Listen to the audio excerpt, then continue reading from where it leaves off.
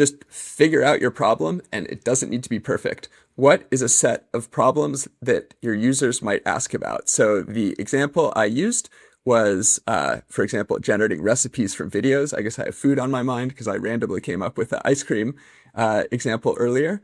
And new problem is I have a video on my social media site and I want to be able to generate a recipe that somebody can use to make that thing as they're watching the video.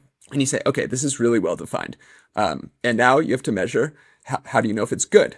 It might be formatted right. It might have all the ingredients listed. It might be written in the right style.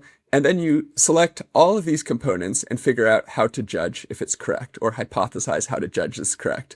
This can be a auto score. This can be another LLM. This can be a human. You can judge correctness many different ways. Once you have that, it's really a mechanical process to actually write the eval. Just come up with probably 100 prompts that are in this distribution. Can be less, can be more, but this is a typical size of an eval in a Gen AI world. And just send it through the model and figure out what is a hard prompt, what is an easy prompt, and have something that scores maybe like 50%, because you have to have room to run.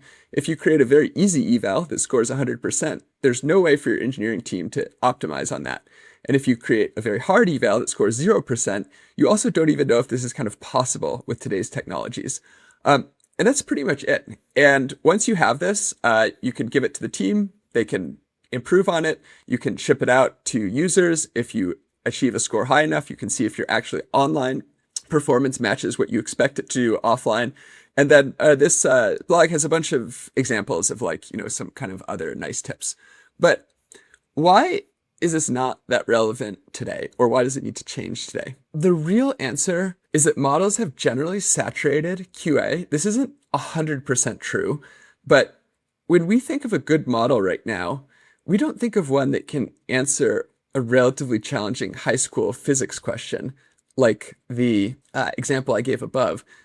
We think of models that are like winning gold medals at international math Olympiads. Like there's almost no question that any human beyond some super specialist can ask the model to do and it not have a good answer back. And also, QA is not the most useful application now. I mean, I think we all remember this narrative that ChatGPT was going to be the next great consumer app and they were going to get all these users and it's QA and you're answering all these problems. And Google did a generative search experience. But if you look at all the headlines in Gen AI right now, it's not QA, it's agents. And this is actually reflected with how the labs communicate progress. I hope you enjoyed that short clip. You can check out the full episode here.